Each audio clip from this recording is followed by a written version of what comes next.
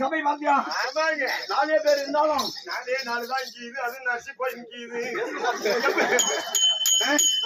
பொறுமையா உட்காந்து பார்க்கணும்.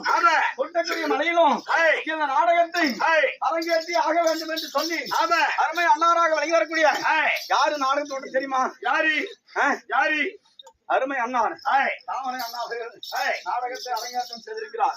இடியேந்திர வஞ்சத்தில் இருக்கக்கூடிய காரணத்தினாலே அச்சம் தவணையில நாடகம் நாடகத்தில்